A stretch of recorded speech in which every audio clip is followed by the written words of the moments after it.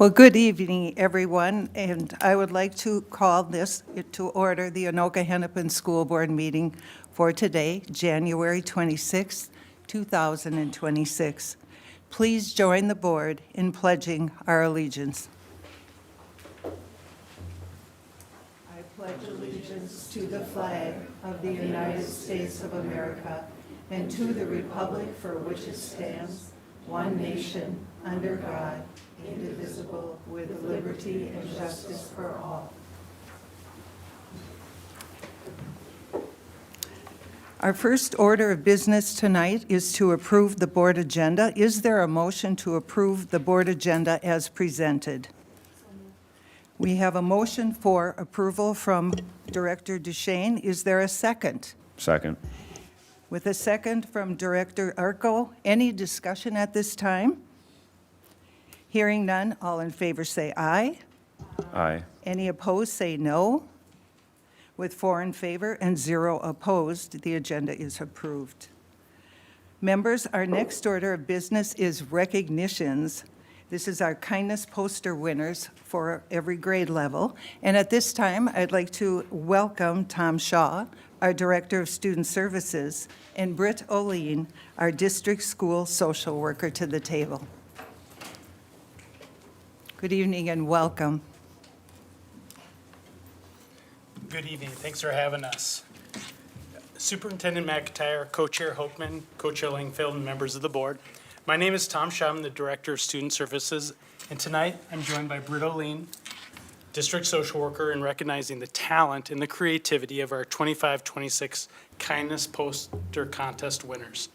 Each year, the contest encourages students in kindergarten through 12th grade in a positive call to action to counteract the negative impact of bullying and to highlight Anoka-Hennepin's core values of respect, responsibility, appreciation of diversity, integrity, and compassion as the basis of kindness. Good evening, school board members and Superintendent McIntyre. Tonight, we are proud to celebrate the results of our district's annual Kindness Poster Contest. This year's theme, My Vision of Kindness, challenged students at every grade level to illustrate what a supportive and kind environment looks like through their eyes.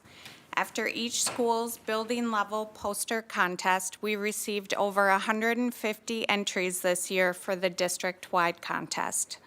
Tonight, as part of their recognition, each winner will receive a Kindle from the Horace Mann Company, and their artwork will be reproduced and displayed across the district. We would like to thank the Horace Mann Company for their continued partnership in our annual Kindness Poster Contest. Additionally, thank you to our school board members and Superintendent McIntyre for your support and recognition of our amazing student artists. Thank you to the teachers and families who supported these students in bringing their vision to life. Students may come forward when I call their name to be recognized, and school board members are invited to join us for pictures. Students will line up here to get their prize and wait till everyone is called so we can take some pictures. First up, we have for kindergarten, Landon Daly from McKinley Elementary.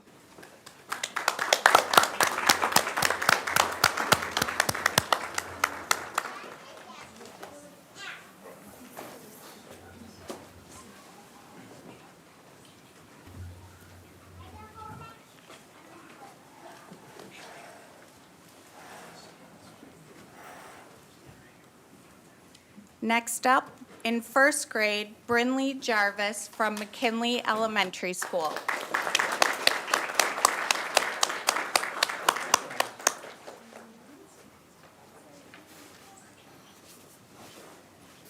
In second grade, Gabe Zook, McKinley Elementary.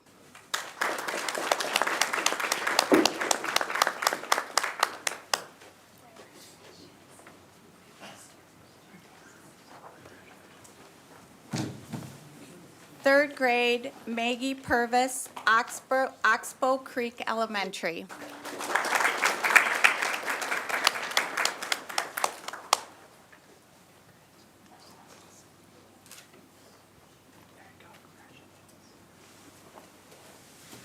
Fourth grade, Liam Miller, Sunrise Elementary.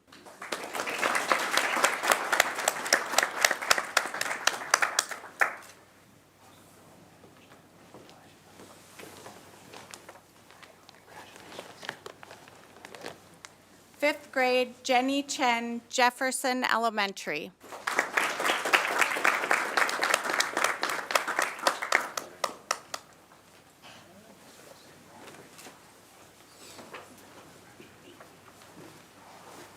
Sixth grade, Kira Davis, Oakview Middle School.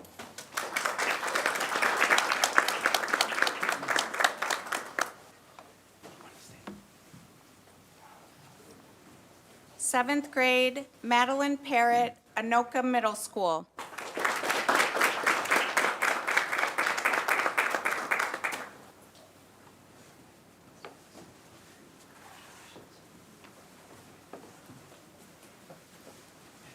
Eighth grade, Amelia Lynch, Anoka Middle School.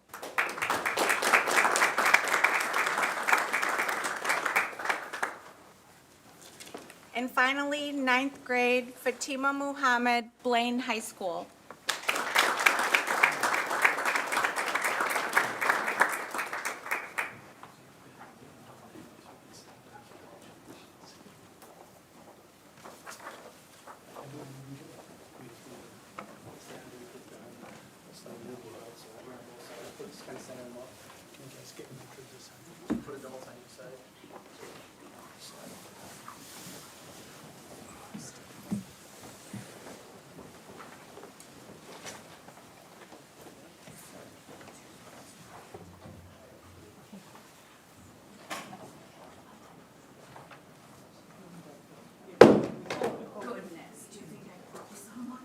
Got a 1-year warranty.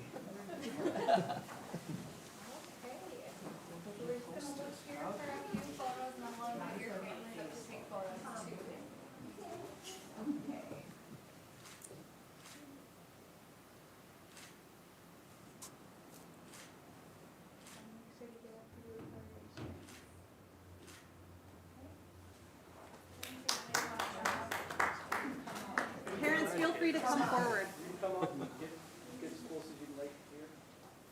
No one's getting shots.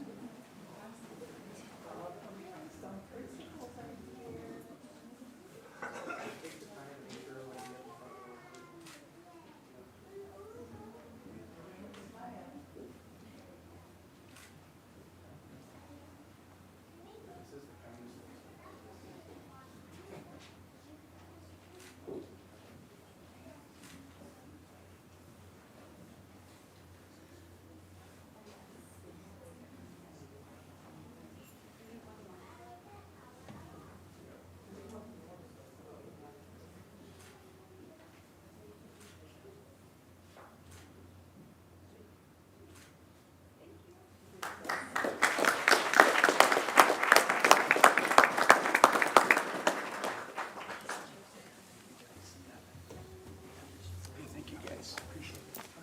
Very generous.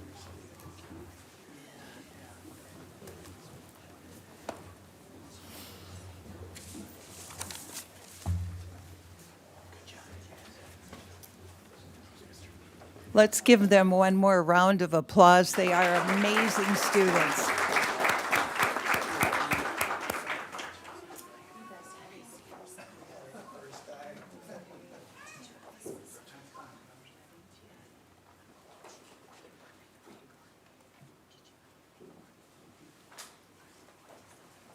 Thank you to our sponsors as well. Thank you for their support.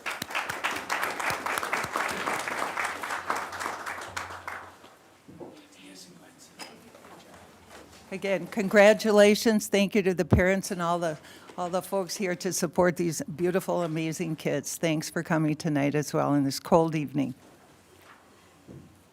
So, members, as we move forward, the next item on our agenda is our consent agenda, and as normal, members can remove items for separate consideration and discussion if that's their desire. We'll wait a moment here, I think.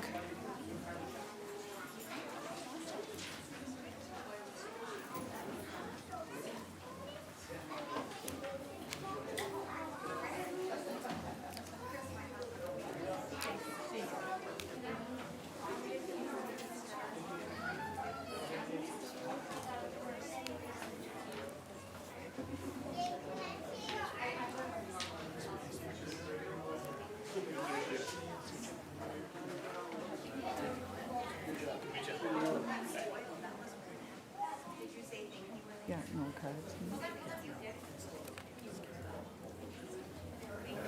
Right here. Yeah. But we go to consent, right? Okay. All right.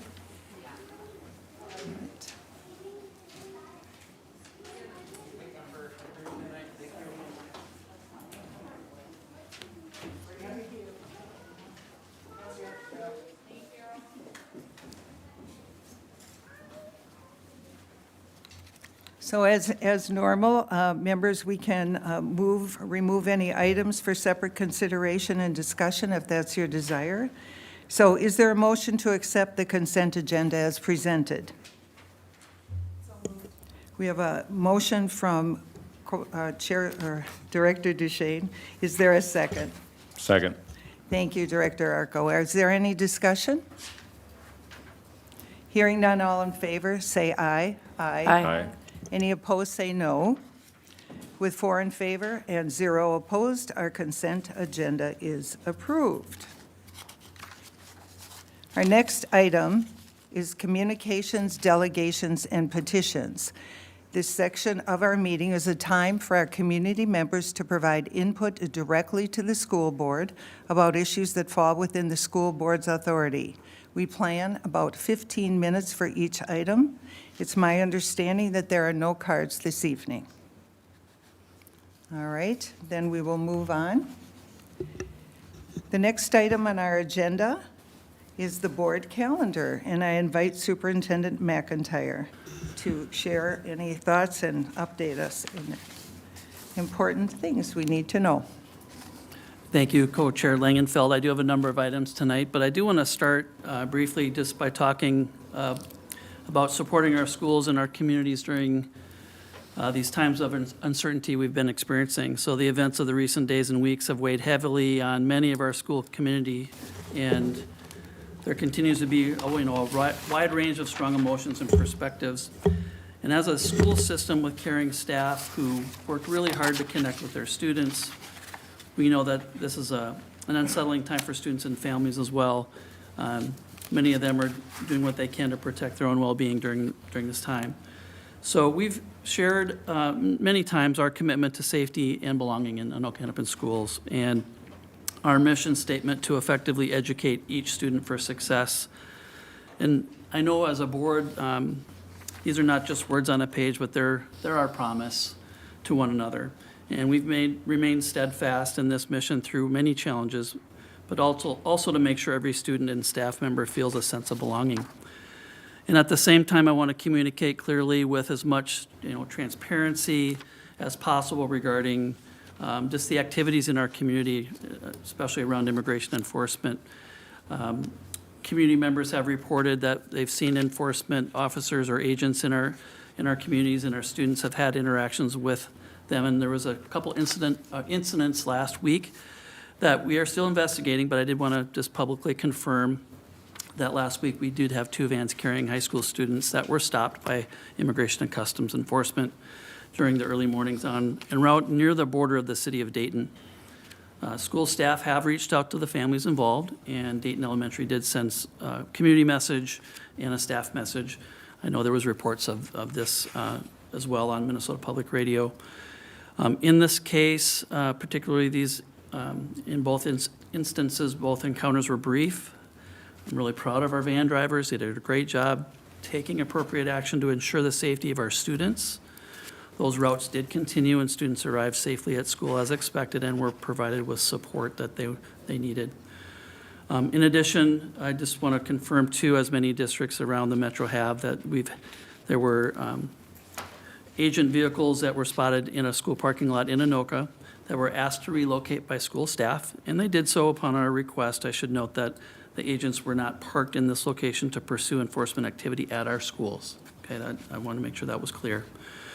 We've also received some reports of ICE vehicles near bus stops in certain areas of the district, and when we receive those reports, we do collect those. We monitor those activities, and we do share that with local law enforcement as well. We have strong partnerships with our local law enforcement. So I share this, there's an awareness that we have had a presence and there is an impact, whether intentional or not, on our students, families, and staff members. So as we move forward to support our students and families through this current time, I want to be clear that, and really proud of our school principals, our teachers, our social workers, our counselors, many other caring staff who have done an excellent job taking immediate action to support students and families that might be impacted during this time, and appreciate all their efforts. For students who need support, who may not be able to attend school, the district's approach to student support is a very focused, school-based, student-centric approach, providing individualized or customized approach and support that addresses not only family safety concerns, but really the student learning and the support that requires. Basically, those are the staff members with the strongest connections with our students. So please know that this current approach is doing our best to address individual needs, again, with the greatest connection with staff that our students have, and will continue to make available and continue to develop really is up-to-date, ready-to-use instructional materials for our teachers and staff that are designed to continue to help students remain connected, provide them grade-level learning, minimize instructional disruption during any absences as much as we possibly can.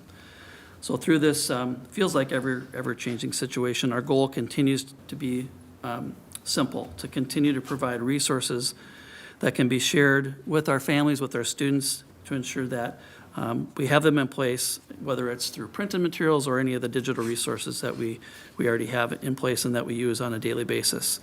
These supports provide schools with the most practical and impactful tools to do their best to maintain engagement, access, and academic progress for our students. So finally, just kind of come back to our mission to effectively educate each student for success. And that is a statement that requires a commitment to serve all of our students and families wherever they're at, whatever they're going through. When we do that, that's our best chance to achieve our mission. I also want to acknowledge, too, it's been an exhausting time for some, and yet we must remain strong in our commitment to serve each of our students. We remain hopeful for the coming days that maybe we can move beyond these safety concerns and continue to deliver what we can as best we can to our students. And the Anoka-Hennepin School District's always been a strong one. And together we'll do what we can to support, again, our students and families that we serve. So thank you for that. I got a couple other really important announcements to make too. Anoka-Hennepin joined districts across the state in celebrating the dedicated staff members who serve our students as paraeducators through the Paraeducator Recognition Week. These individuals that work in our system are essential for our daily operations, serving instruction, special education, health, safety, transportation, and many other vital roles. We have over 1,000 paraeducators in our district. Nearly all of them live right here in our neighborhoods. So this is a true call to service by our community members. So to our paraprofessionals, thank you for the vital role you play in ensuring the best possible educational experience for our students. And we appreciate you not only during this recognition week, but every day of the school year. Also, I want to recognize Hoover Elementary in Coon Rapids, which was recently informed that they are the recipient of the 2026 Minnesota STEM Innovation Award by the Minnesota Elementary School Principals Association, known as MESPA, in partnership with the Science Museum of Minnesota. Hoover received this honor for a real-world learning initiative where fourth grade students partnered with the American Red Cross to plan and support a community blood drive. It was an impactful example of how students were able to harness a unique learning opportunity while incorporating it with making a difference for others in our community. Congratulations to Principal Min Struess and her entire team and the Hoover community on achieving this statewide distinction. So continuing on with a couple other school achievements, Anoka Middle School for the Arts has received national recognition for their student literary magazine called The Storm. The magazine is a journal compilation of students' original writing and artwork. The process was traditionally begun in February of each year with a collection of student submissions, and it ends with the unveiling of the journal and student readings during the school's Arts Festival in May. The National Council of Teachers of English have awarded the magazine a ranking of first class in their realm program. So AMSA is only one of 135 schools in the nation to reach this level. They're also only one of 6 schools in Minnesota to receive this award. Notably, they're the only middle school in the entire state to receive this honor. The Storm has been an annual student publication for over 16 years since the school began in 2010. So prior to that, Fred Moore Middle School produced the journal titled The Swarm. So congratulations to the student creators and the staff advisors for doing an excellent job every year, and particularly this year getting that special recognition. And then looking ahead to next month, the district's preparing for our annual Academic Growth Recognition Program. In February and in March, we will celebrate the academic growth in reading, math, and English language acquisition for over 3,000 students district-wide. Top 10 achievers from each elementary, middle, and specialized program will be recognized at the ceremonies in February and March. Certificates will be shared with all students who have achieved this honor at their school sites. Families and community members can watch the live stream of the ceremony on our district YouTube page and our website. And then lastly, just one more promotion, as I did last month for our Anoka-Hennepin Education Foundation Northern Star Celebration on February 7th from 5:30 to 10 at Bunker Hills Event Center in Coon Rapids. Another entertaining and uplifting night, and the proceeds all go to support our students through the foundation to meet their unique learning needs that our teachers bring forward for grant opportunities. So we appreciate our foundation for putting on such a wonderful event. So that concludes my superintendent's report for this evening. Thank you very much. Thank you, Superintendent McIntyre. Members, are there any comments, questions for Superintendent McIntyre? Yes, Director DeShane. Thank you. And thank you, Superintendent McIntyre, for addressing the ongoing events in our community. I think that's really important. I'm worried for our school communities, our neighborhoods, for our state. We, sitting at this board table, have all expressed that student safety is a stated priority for us, so I'm hopeful that we can be united in a focus on this ongoing threat to student safety. And that said, I want to address this. It's been weighing heavily on our community for the last several weeks, and we have directly seen the effects of this activity of immigration enforcement right here in our own district. As Superintendent McIntyre mentioned, district admin is handling these incidences as they come, and I do appreciate the hard work that our staff is doing to navigate these incredibly sensitive situations under immense pressure and public scrutiny. Unfortunately for me, this approach is no longer enough. We cannot keep asking, how do we normally handle this? How would we normally go about this? Nothing about the last few weeks has been normal. Our families are frightened. We have seen attendance drop because parents are afraid to send their children to the bus stop. We have examples now confirmed and continued reports of enforcement actions occurring on our transportation routes, at our bus stops, and near our schools. Spaces that should be safe for learning, not sites of trauma. These activities have no place on school grounds. When a 5-year-old or a teenager sees that enforcement action at their bus stop on their bus, their sense of safety that is required for their education to continue is shattered. And not just for that student, but for all the students that they interact with, their families, the entire student body.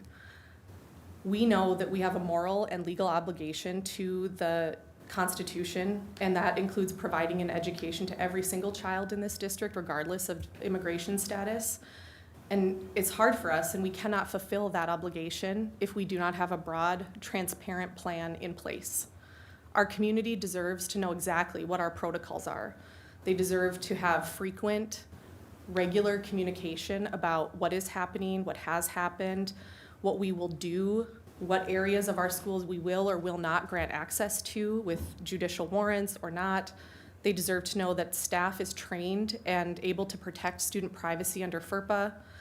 Therefore, I am asking as a single board member, and I would like the rest of the board to consider joining me, that we move away from a case-by-case approach and we move toward a formal public-facing plan that includes increased communication, what options families can have for continued learning. I do appreciate Superintendent McIntyre sharing here tonight that they have targeted, kind of customized student learning supported by the staff in the buildings.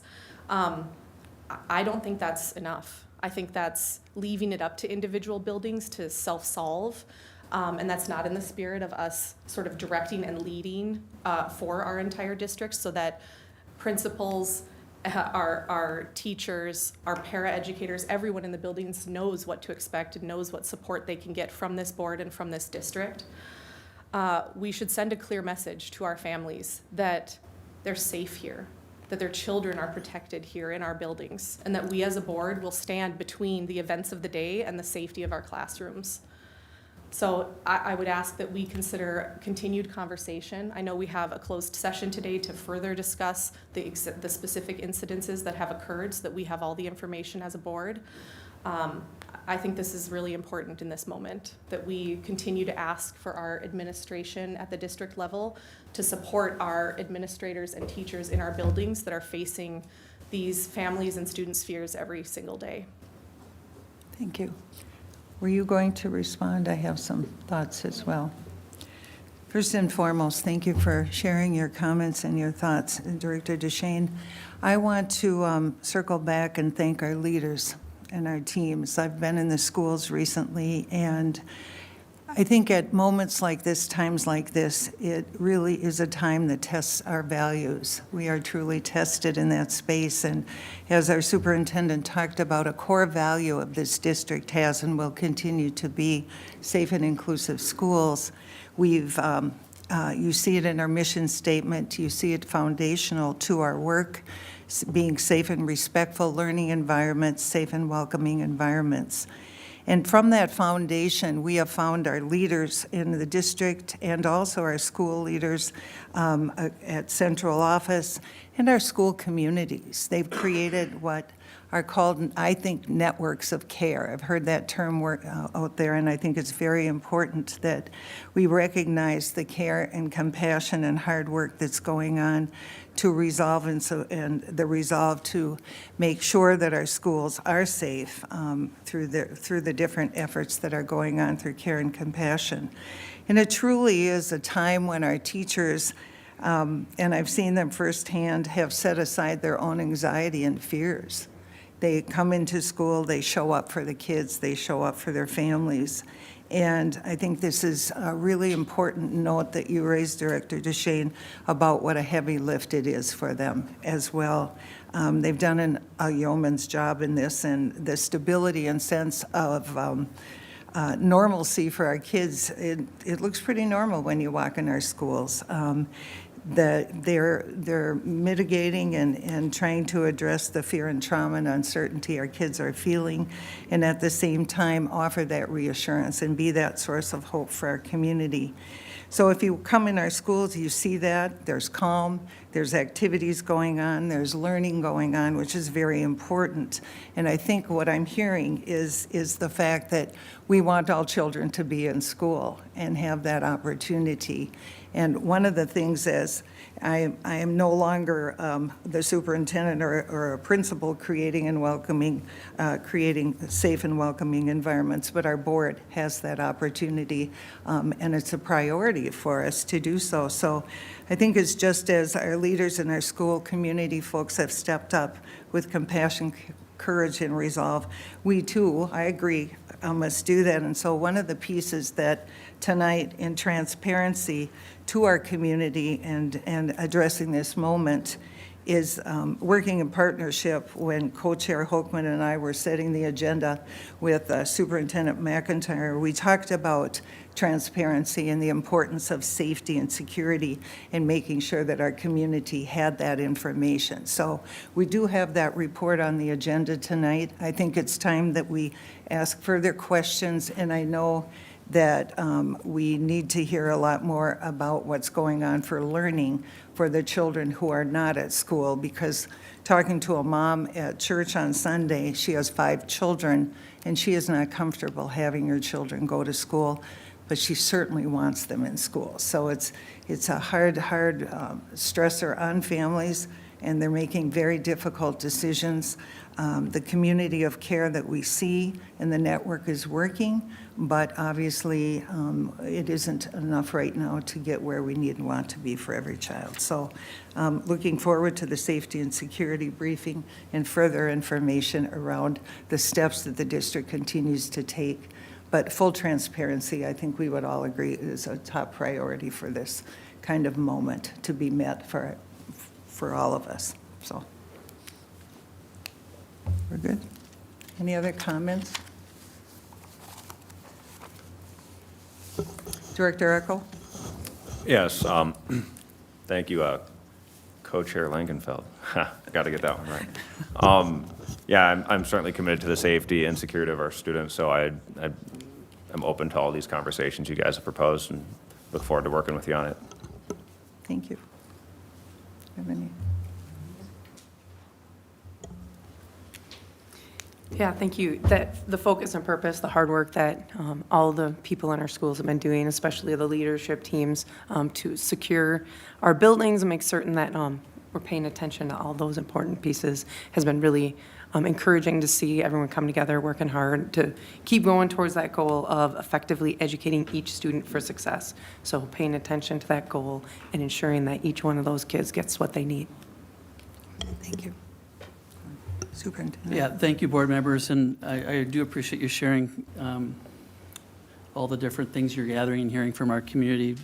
I want to reassure you that, and that's why we brought back our safety topic for tonight. We did cover a lot of this information in August, but in the summer, not everybody's always paying attention the same way they do during the school year, especially under the circumstances we're in. Speaking for our team, we feel like we are successfully doing a really good job meeting individual needs of students. We are not seeing the kinds of attendance issues that other large systems in our state are. So those other districts have made different decisions, and I think that usually center around online learning, distance learning, those kinds of things. You said it well. We want our students in school, and to this point, we feel like we are providing those kind of supports and resources to meet the needs of the students as best we can within the resources we have. Now, if this shifts in either direction, we're going to reevaluate that constantly, right? We don't have a online school.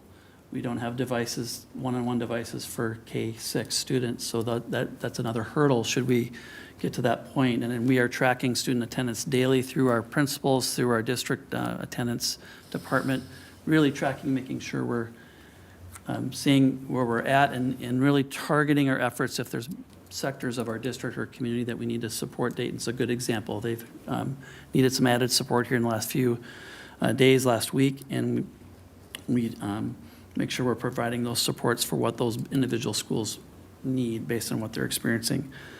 So we'll have more details as our team comes up here in a little bit to talk more widely about general safety. We have not had any incidents at our schools with ICE officials coming to our buildings.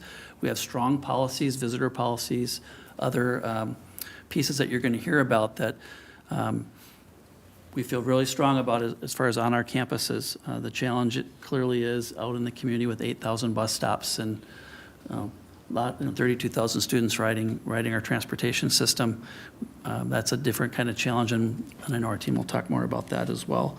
So we share the same concern, and we also feel like I started with, our principals, our staff, our teachers have done an amazing job trying to do everything they can to make sure students feel connected and supported through what seems like a daily shift in whatever is happening in and around our region and our state. So I know there'll be more discussion once we get to that agenda item, but thank you for letting me weigh in with a few more comments. Thank you. Just as one more comment as a follow-up, I know that we have heard some things about the curriculum and the delivery of lessons, so it would be great if the board and the community could get a little more clarity around that in the future. That would be great. Thank you. I will add, based on my comments this evening, we are planning for another community message tomorrow, right? Oh, So, okay. yeah, That'll that's be another, very and for helpful. staff as well. I failed to mention that earlier on. Thank you. That's important. The next item we have, if there's no further comments, okay. The next item we have is finance. And I'd like to welcome to the table Mr. Nielsen, who will talk to us about our 2025 annual audit. Welcome. Well, thank you very much. I appreciate the chance to be here again this year and present the results of the audit that we've completed for the year ended June 30th, 2025. I'm sure your staff are excited to put that year behind them entirely and focus on the current year and next year and future planning as well. So you've got 3 documents before you: that annual comprehensive financial report that you submit to the ASBO and GFOA, Association of School Business Officials, Government Financial Officers Association, for the Certificate of Excellence in Financial Reporting. This year's financial statement has been prepared again to allow you to do that and complete that submission. You have our special purpose reports. It includes the reports required by the audit, and I'll hit those with the upcoming slide here.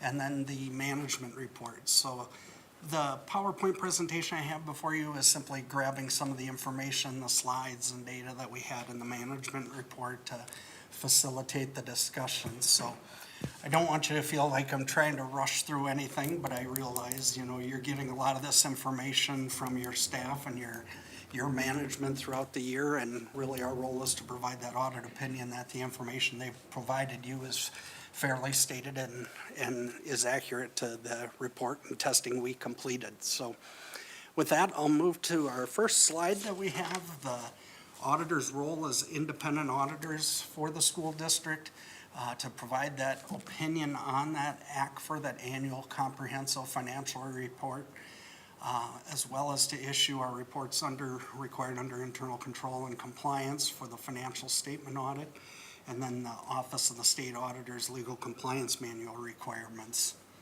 And I'll get right to it with the audit results. As you can see, for the district's financial audit, we've issued what is known as an unmodified or clean opinion on the financial statements, meaning that the financial statement fairly presents the financial position of the district as of June 30th, 2025, and the results of operations for the year then ended is fairly stated. You'll see there's an additional paragraph with our audit opinion talking about a new GASB standard. So again, your district was required to implement a new significant auditing standard that was completed with regard to compensated absences for this past year, and we've successfully worked through that process and have that incorporated as required. With regard to the audit of internal controls and compliance, or a report of that, we're pleased to report we had no material weaknesses or instances of non-compliance to report for our testing under government auditing standards this past year. And then my last slide on the audit results, the Minnesota Legal Compliance Manual. There's 7 broad categories applicable within the manual to your district. Within each one of those sections of that manual, there's many different tests and inquiries that we complete. And again, we're pleased to report we had no instances of non-compliance to have to report this evening with that testing. You may recall with last year's audit, we also talked about the federal single audit. You're still required to undergo that federal single audit, but the compliance supplement was not issued by the federal government until late November. So we weren't able to complete that in timely fashion to be able to issue the 2 reports together. But the federal single audit isn't due until March 31st, so we should have no problems issuing that report before that March 31st deadline. But wanted to make you aware that we have begun the testing and should be able to easily meet that deadline for you. All right, the remainder of my slides really just hit some information I know is probably old news to especially school board members and staff, but good for the public to see. And so I'll move through it pretty quickly. I'm happy to circle back at the end of the presentation if you want to discuss anything, or if you saw something in the reports, we can try to address that as well. We share with you the ADM, or adjusted average daily membership, due to the size of the number of students that you're serving, really driving a lot of the financial information, as student enrollment is a big factor in the funding for Minnesota schools. So as you can see, this last year, we were showing 37,396 students served by the district This past year, which was a slight decrease of about 229 students or 0.6%, compared to the 2024 final enrollment counts for the district. Moving on to the general trends, we try to pick some financial positions, some key indicators of the financial health of your school district. As you can see, you've had a stable condition for every year we've really presented up here, absent of the real significant changes up or down from year to year, which is what we like to see. Your expenditures went up. We use that line really to help share the size of the operation for the school district. And then two of the key indicators, unrestricted fund balance and then cash and investments, as two key points that we saw increases at the end of the year going along with the increase in the size of the operation with the growth in expenditures over the prior year. Looking at the next slide, we break down that fund balance position of the general fund. And I've got several slides for the general fund. It is your primary operating fund.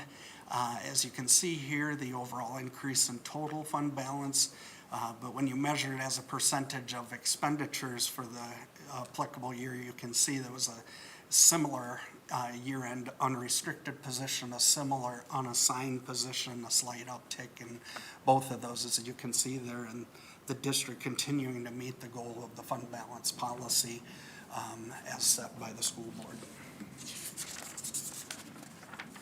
We've got a couple more slides for the general fund. The first slide is a peek at the revenues. We've got a budget to actual to prior year comparison for really to share the size of the operation. Revenues this past year totaled $670 million. So when I talk about some of the changes, are look very close, you can see they're similar to the prior year. And our big dollar amounts, when I think about my own budget, but as a percentage for the size of your organization, being a very large operation in the schools in Minnesota, you can see really a consistent pattern or presentation compared to the prior year, very close to budget. This past year, you came in over budget about 2.8%, so close to the anticipated final budget compared to actual operating results. An increase over the prior year that was anticipated. And then, as I've commented in the past, you can see that focus in your reliance on state sources to finance the operation of the general fund. This past year, state sources accounting for 75.5% of the general fund revenues.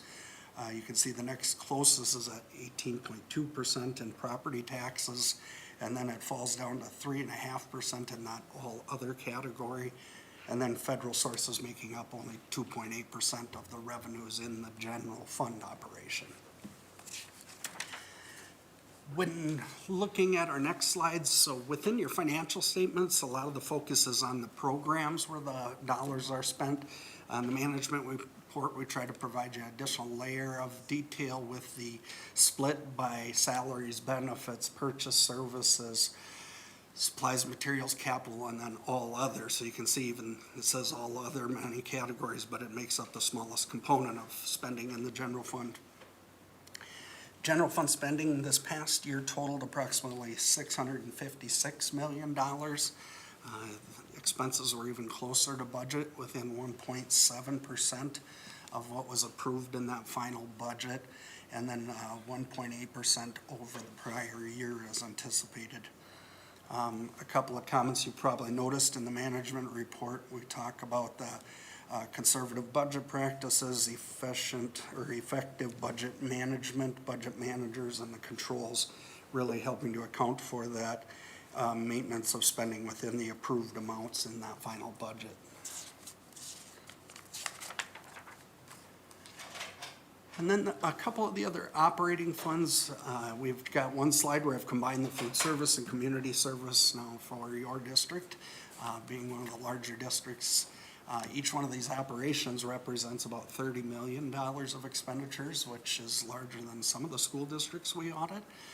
But each individual you can see in relation to the general fund, you can see the fund balance position. Each of the past couple of years, there was just a slight increase in the in the food service fund that was extremely close to what was anticipated, within $45,000 of what the final budget, or final fund balance, I should say, was projected in the budget. The community service saw a better than anticipated increase in the community service fund. So you can see both of these funds having a healthy, consistent financial position for several years now. I wanted to just make a couple of comments. You've got a capital projects, building construction fund. Those final resources were spent out this year. So that fund was closed for the construction bond proceeds that were in there. The debt service fund operated as anticipated with the increase in fund balance there, and operating really right as anticipated. What we have before you here is the internal service fund, and maybe one of the challenges, not as part of the audit, but just as you can see, just challenges in operation. You can see the net position, because we're talking about full accrual internal service fund. Net position has dipped to a deficit, ending net position in the combined internal service funds. And if within the ACFR, that financial statements, you'll see that is in one fund entirely of the three internal service funds. So you have a positive balance in the dental self-insured fund, you have a positive balance in the workers' comp, but you can see it's been rising claims for health benefit claims. The health self-insurance fund reported a deficit this past year when it finalized and everything came complete as we wrapped up the annual audit process. And just to share, I know that your management was aware of it as it, monitoring it throughout the year, and understands and is planning to work with the process to what is it going to take to make sure that doesn't continue. You can't carry that deficit for extended periods in a self-insurance fund. And then the last slide, to this point, we really focus on how we believe our school districts are operating on a day-to-day basis, that individual fund presentation.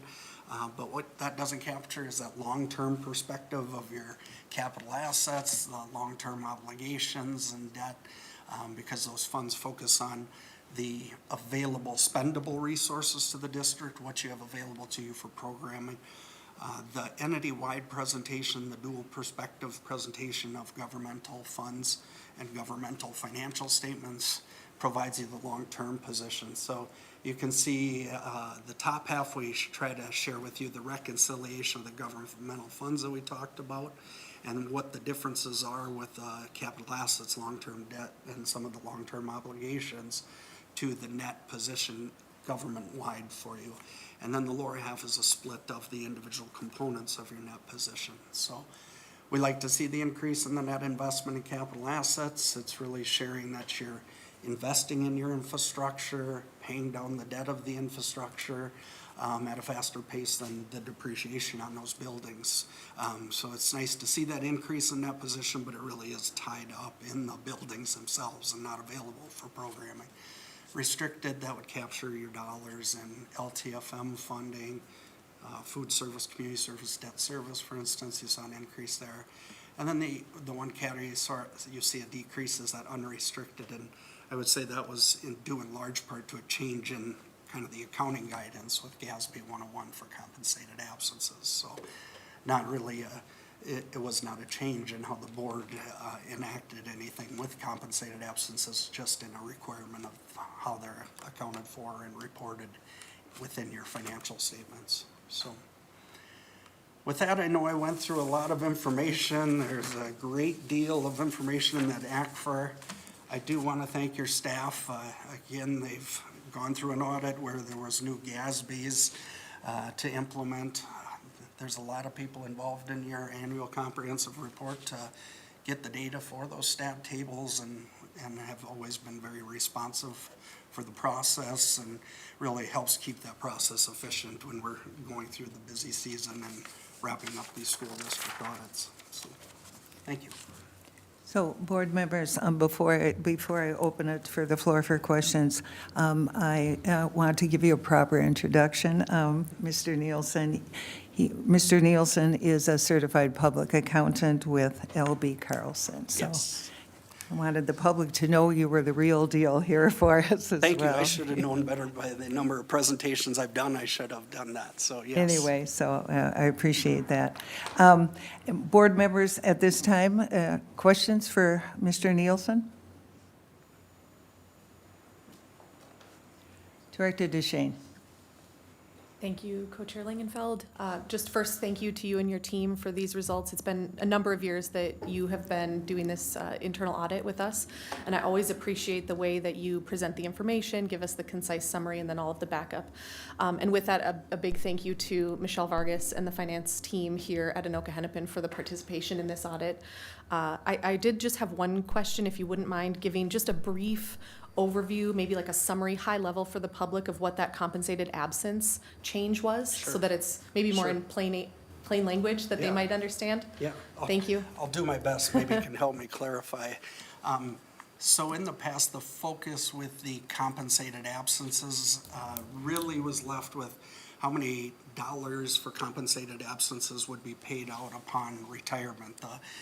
Under governmental auditing standards, there's a strong belief in the budgetary process, and so with the annual budget, you would anticipate when people would take sick days, that would be part of the annual budget process. You would have people anticipate in substitutes, for instance. So the biggest example is in the teachers, because often cases, in the recent history, most of our districts have, they no longer pay sick days when people retire, which is the case for your district for the most part, but there's some of that are paid out as retirement benefits. But the portion that they use in future years that they've already earned, we would not capture that in the liability. So that is the part that's captured now in the liability, is what is anticipated they will use in future years. So there was kind of a one-time adjustment for the part that will be used subsequently versus what would just be paid out upon retirement for individuals. So compensated absences would capture not only vacation, which is always captured, but the sick days and other types of leave absences. So we're actually grabbing more, not just what's paid out upon retirement. Thank you. Thank you. Other questions, comments from the board? Superintendent? Superintendent McIntyre. Just a couple, I think it's great for the public to kind of get a sense for, like how many weeks was your team, or were they here with the audit? I lose track. I know it's a pretty heavy 3 weeks on site at the end. In more the October timeframe, it's probably just shy of a week for preliminary work, and then all the back and forth between them, and then there's a heavy load that we're working on remotely because of the financial statement preparation and back and forth. So just for the board to hear the multi-step, extensive time put in, including that on-site time where we're all available, answering questions, providing information. So thank you for that. And then, just want to acknowledge the board's work, and maybe you can speak to where this shows up, but we've just went through 3 phases of budget cuts, right? So 22.2 million, and I know that was necessary to help us land with this report, knowing that, you said it well earlier, we rely heavily on our state funding. And when that's really a fixed range between 2% and 3% annually, and we are, like many others, seeing costs exceed that revenue stream. I want to commend our team and our district for continuing to find ways to operate within those kind of tight parameters. So to hear you say about 75% of our budget is those state funds. So that's really a result of very strong budgeting practices. You said management and controls, all very sound. That's how we get it done, honestly. So I don't know if you want to have any comments about that, but I want to make sure we didn't miss the hard work this board has done over the last few years with budget reductions, just to keep us in the best financial position we can. Absolutely. It's always difficult to know what you want to include in, a presentation. I'm heavily leaning, as the board members know, and you know, inside of that management report, we've got a table of that basic formula allowance, and you can see almost every year there, it's 2%, and there's, you know, I think it's less than a handful of the years that it's, you know, a couple of years with 4% and one with a little over two at 2.75. So I'm really heavily leaning on including that slide now in my presentation. When our inflation was at 0%, which I would have still said was tough for school districts because that was across the board, and our school districts are so reliant on human resources.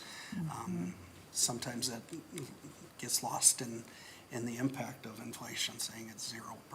But I appreciate the comment because it only probably presses me more. I probably should have a slide for that.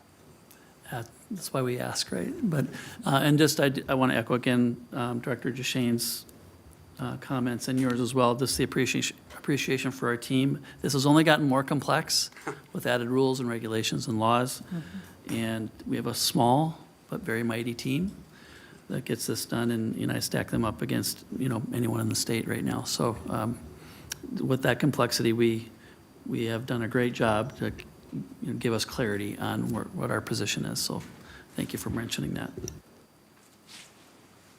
Other comments, questions? I have one, just for clarity's purposes. The federal single audit, tell me a bit more about what that is and when that came to be. Well, I've been auditing schools since '96, and I know it's been in place for that, so I'm not sure exactly when those rules existed, but even prior to that, the threshold has increased over the years. For this past year, the threshold was $750,000 if you're over that. And now they're shifting it to $1 million. As you can see, I think we recognized federal dollars for you of 18 or almost $19 million this past year. So you're well above the threshold.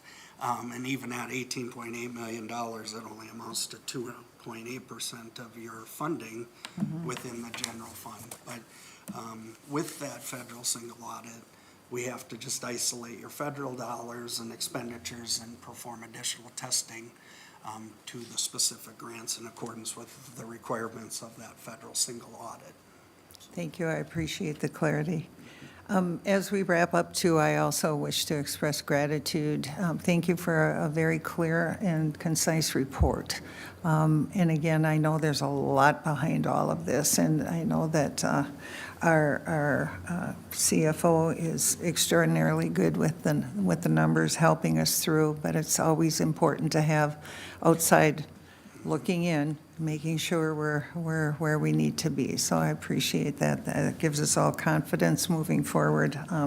Obviously, with all the different kinds of expectations and opportunities that we have to have through this audit. That's why it's so intense and takes weeks and lots of preparation. So I want to thank you. I want to thank Michelle Vargas and her team as well.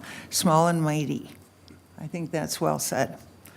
There aren't a lot of them. So to have this information is very good going forward as we tackle the next steps in terms of school finance, and want to make sure we have spent every dollar the very best way we can for our kids. So thank you so much, and thank you for your presentation tonight. Thank you.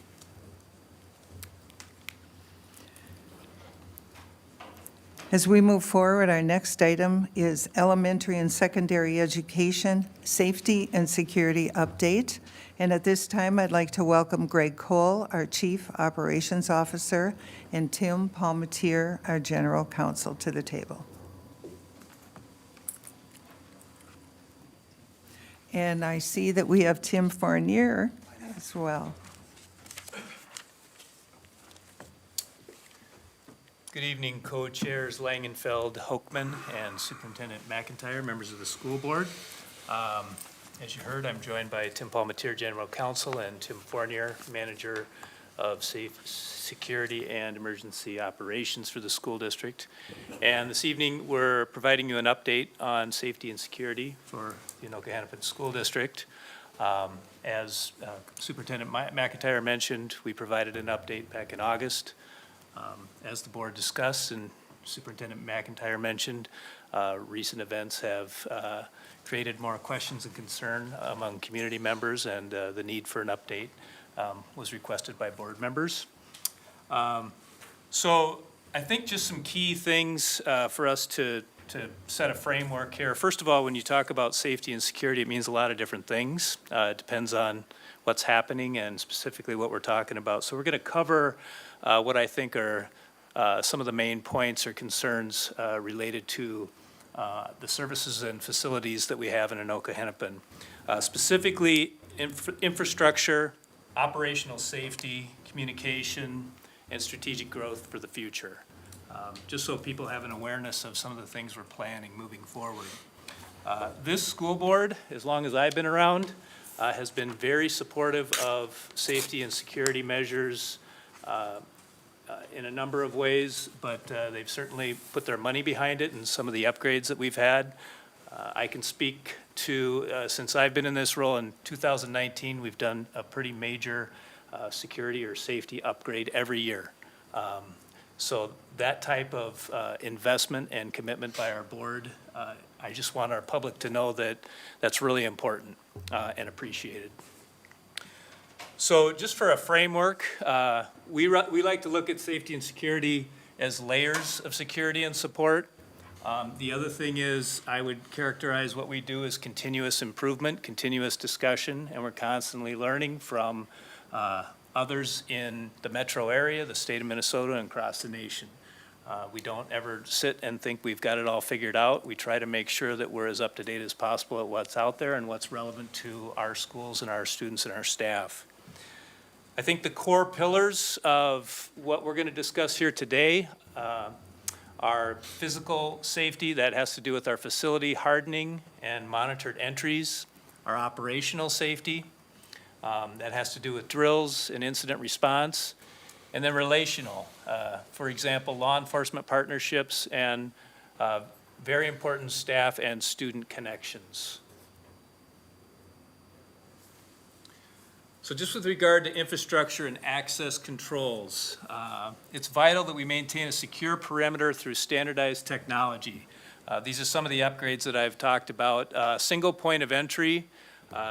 It was just 5 or 6 years ago that wasn't necessarily the case in our facilities. If you remember, we used to have a lot of portables all around the district. We don't have any of those any longer. We have a single point of entry at every school site with a visitor management system which screens visitors against databases and local no-entry lists. So we make sure that we know who we're allowing into our buildings and why. A standardized electronic locking. This is a multi-year project that we have completed, which essentially centralizes locks for all exterior doors, allowing for instant monitoring and rapid district-wide site-specific locking.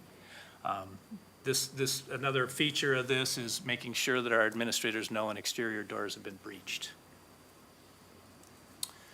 Operational readiness and response protocols, so consistent terminology and rigorous drill schedules throughout the district.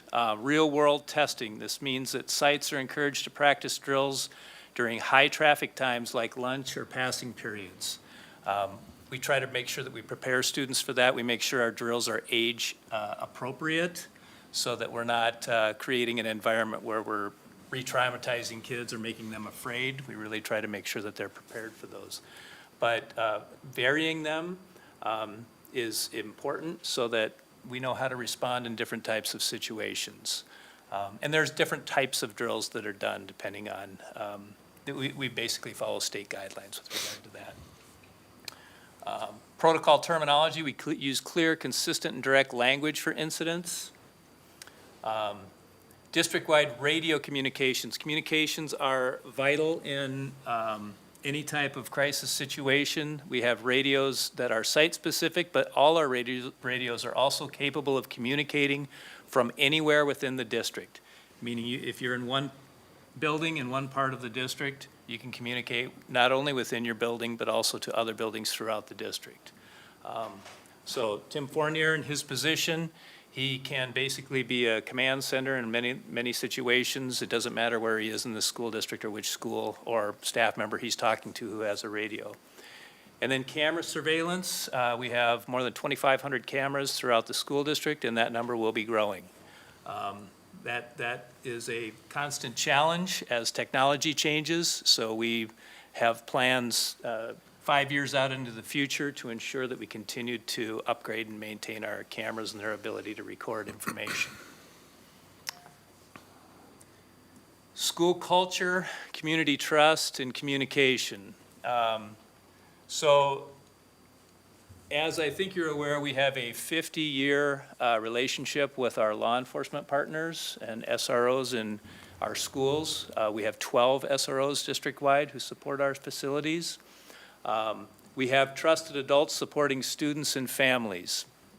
I go back to a number of seminars that I've been to, and I think Tim has been to, with regard to Homeland Security, who will repeatedly point out the fact that school culture and climate and relationships are the #1 most important measure that you can take to keep your schools secure. We rely on our students to support each other, to share information.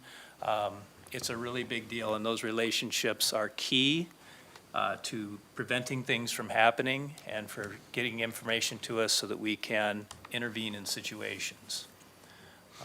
We have various methods for alerts. Parent View for emergency updates. Those are the only district verified sources of truth.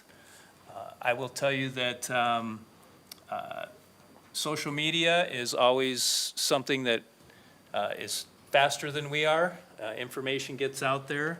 I just think it's really important for people to know that we will share information when we feel that we have its accurate information. The last thing we want to be doing is sharing information that we don't think is accurate or we can't verify.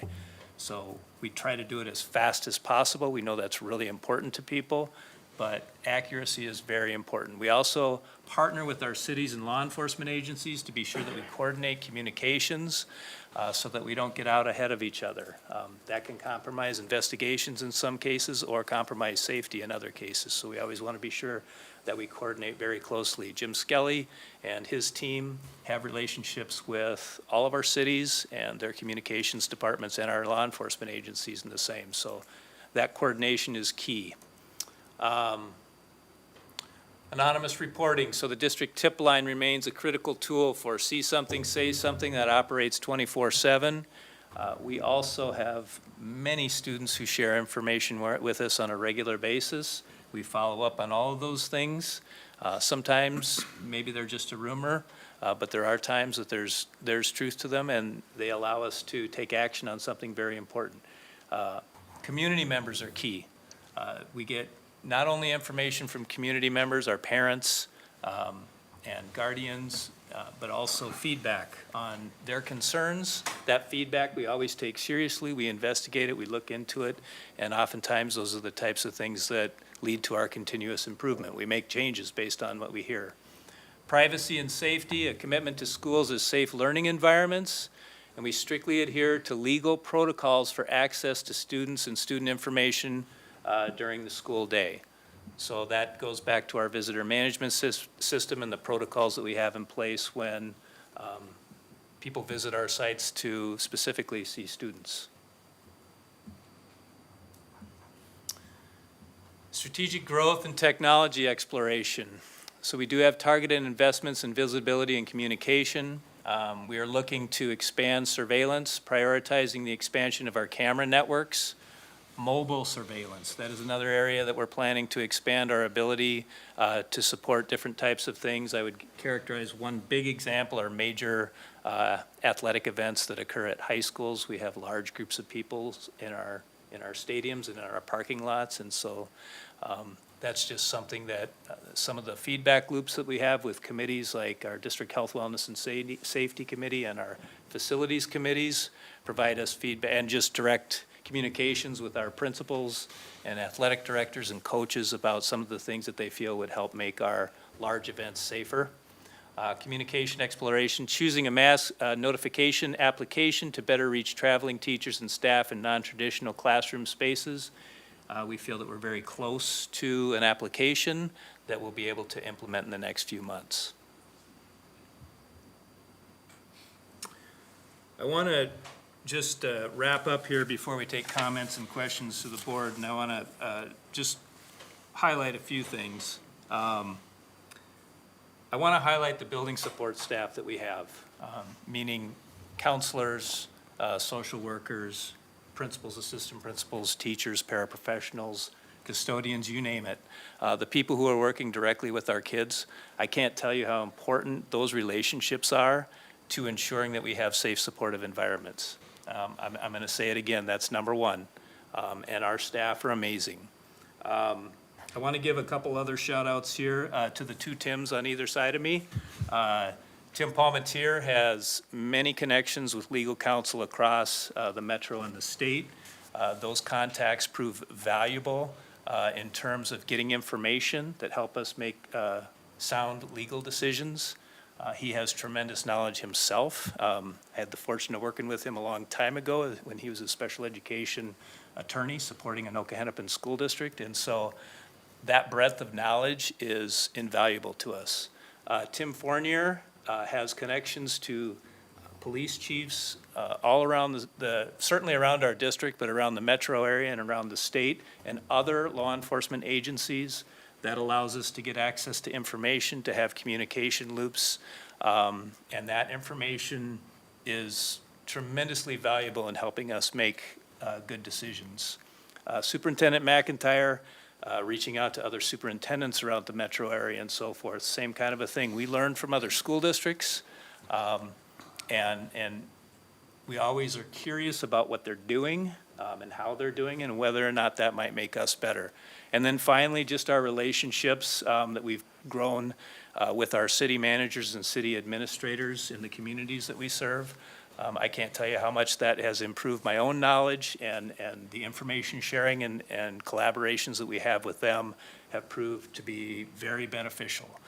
I hope our public hears how important it is for us to have all of these connections with our community leaders, not to mention our political leaders all around the state. I think those connections matter a lot, and I think they make us more secure, and I think they help us make better decisions.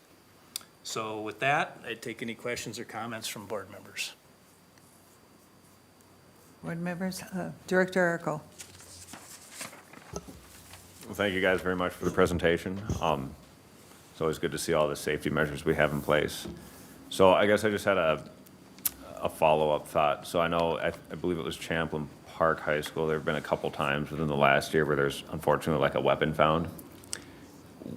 What things could we do to just, I mean, within reason, essentially make that impossible? Like metal detectors, for example, is that just out of the question? Or like what are some things we could do to just make sure that never happens again?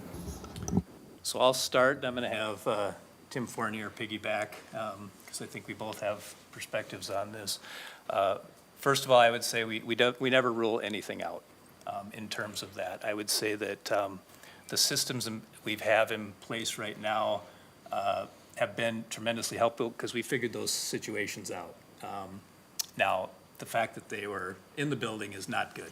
I'm not going to sugarcoat that. Right now, with regard to certain types of metal detectors, those systems aren't perfect. And then the other piece that we have to kind of figure out how to manage is flow of students. So, you know, we have high schools with 2,000 to 3,000 students that come into the buildings and leave the buildings in large groups at a short amount of time. So those are things that we have to figure out how to manage better. But I will tell you that we continue to look at any type of system out there that we think would improve our situation. So I don't know if you want to add to that, Tim. No, good evening, Co-Chair Langenfeld, Hoekman, members of the board, Superintendent McIntyre. I agree. I think there's good technology out there. I think there are things worth trying. I think it's worth looking at and deciding if it's right for us as a district and the size of our sites. I think the metal detector systems that are out there, and if you've ever gone to the Twins game and have gone through the metal detectors there, those are pretty much the best ones you can get. And it does take staff. It takes a kind of, it's a culture change to the sites. And is it impossible? No. it's just a big change. So I think it's something that needs to be taken, it's not to be taken lightly. It's something to look into, I think. We've explored some of this. And with the direction we've been given so far, I think we haven't gone to the point of experimenting with that physically yet. But nothing's off the table. But I just think it takes that kind of preparation and change, especially a district or sites our size that we'd be looking at when it comes to the technology and the personnel involved that would make that work. But if you've been through the ones at the Twins games, those are the types we've researched and their applications at our sites. I will just mention there are other types of systems out there. I think the part of those systems that hasn't necessarily been of great interest is that they don't detect things that are concealed. So they have a system of if there's something that is out in the open, then it'll detect that, like in a parking lot or something, in that regard. But usually if that's the case, we're going to see it pretty quickly ourselves. So I think the types of metal detector type systems that you're talking about are certainly ones that we've looked more closely at, I would say. But we haven't landed on anything yet that is affordable and practical and we think helpful to actually making the schools safer. So, are you saying then if they had like something in their backpack, it might not even be detected? Yeah, well, it depends on the system that you're looking at, but yes, that could happen. It depends on the nature of what it is you're looking for. Yeah. Well, just throwing this out there, not asking for any kind of action, but I would be in favor of just tightening up security in some sense to make sure no weapons are ever found in our buildings again, but it seems like the solution is pretty complicated, so. Other questions or comments?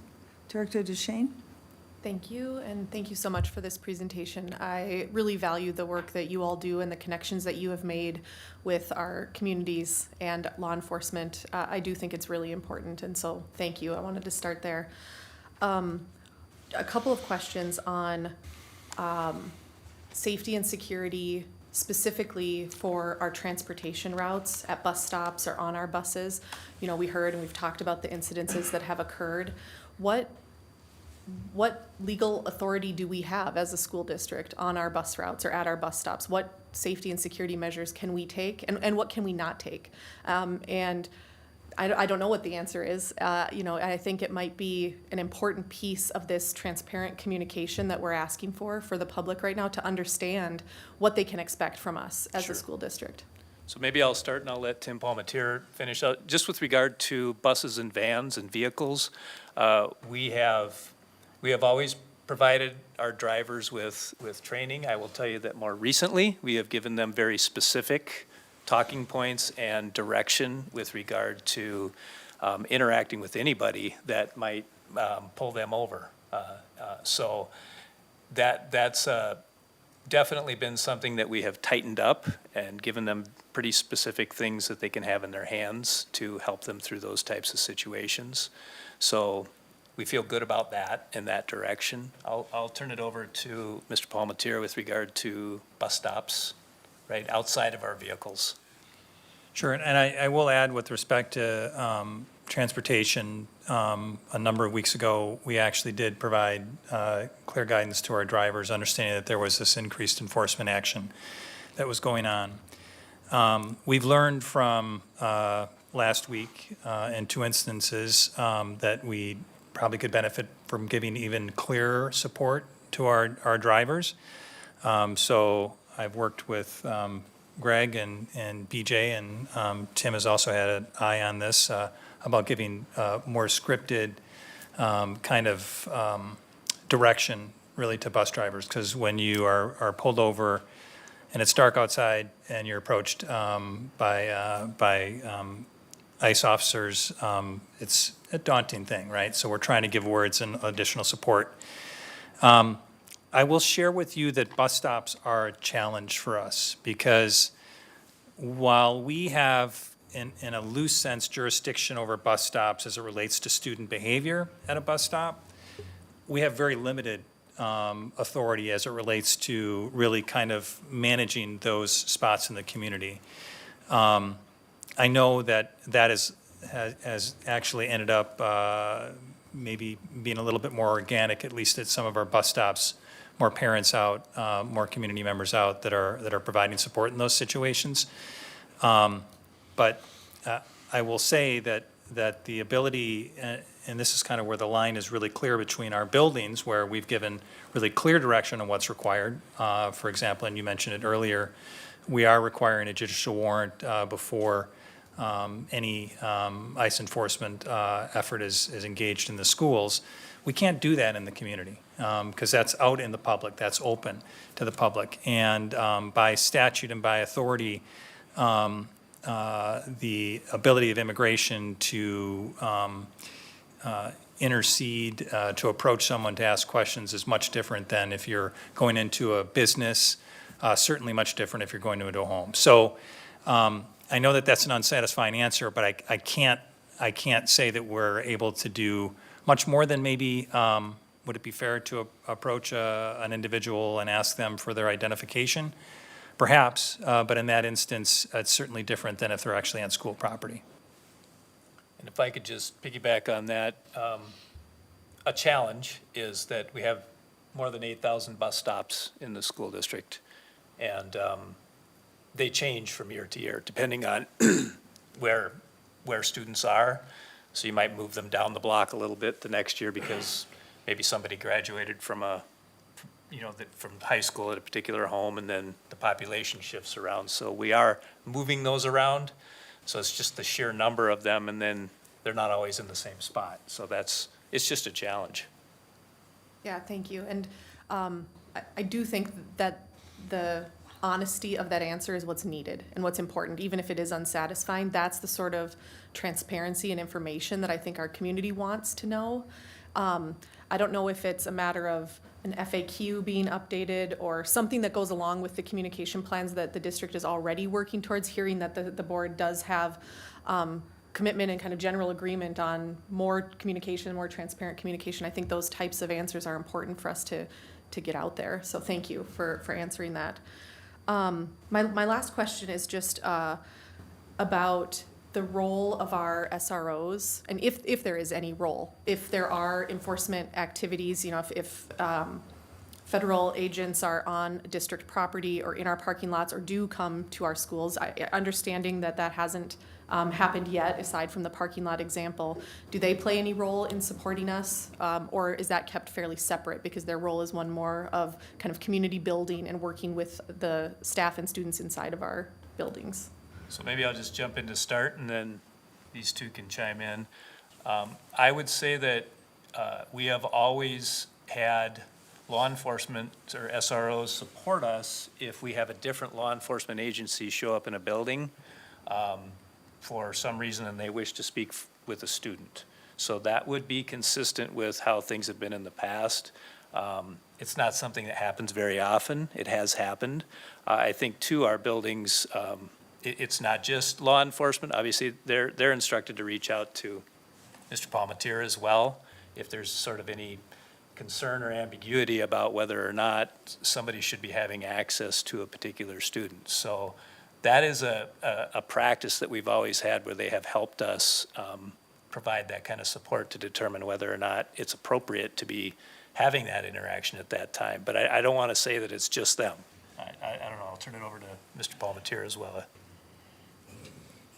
No, I think that's accurate. And I do appreciate the remarks because we still, even though I recognize that we're in unprecedented times, we try to find those parallels that we rely on in the past. And we have had such situations where perhaps law enforcement comes to a particular building, wants to interview a student about activities over the weekend.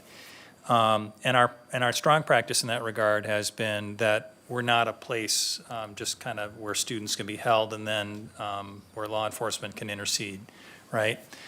So we have generally, if, for example, we've had situations where perhaps Bloomington police are coming up and we would then connect with our local SRO, our in-building SRO, perhaps they're contacted in advance. And so we definitely use that kind of as a parallel for the anticipation of what happens if federal agents were to come on school property.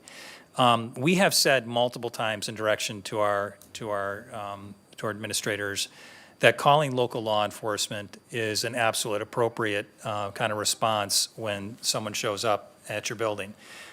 We know from what we experienced this past summer, we've had people that are posing as law enforcement, calling 911 with the expectation where someone shows up representing themselves as a federal agent or otherwise, and then picking up the phone and calling 911 to find out whether or not this person is who they claim to be, is an absolute appropriate response. I think Tim Fournier, I'm sure, would echo this sentiment, that that's what we want community members to do if there's any concern about who is this person coming up to me asking me questions.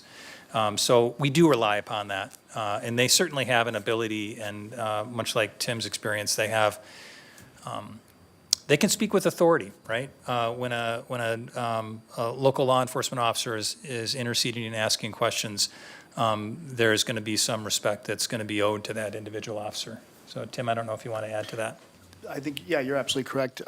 We've had other agencies visit our sites. We've had federal agencies visit our sites, and the officers, if they're there, if they're on site, if it's a middle school or high school, they're good about engaging who's on the site. If there's a suspicious vehicle on the site, the officers are good about engaging it. So we haven't had that yet, but I would expect the SROs would engage anybody on that site that they would think is worth, asking questions of why they're there. And whether that information is shared or cooperated with, we don't know at this point because we haven't had this situation occur. But I have no doubt in my mind the SROs would want to intercede and be that bridge if possible, because the staff depends on that, and they've done that in the past. So that would be my expectation, is they would do that. And it depends on where their general orders are coming from their own department too. So there's a lot of things that are at play here.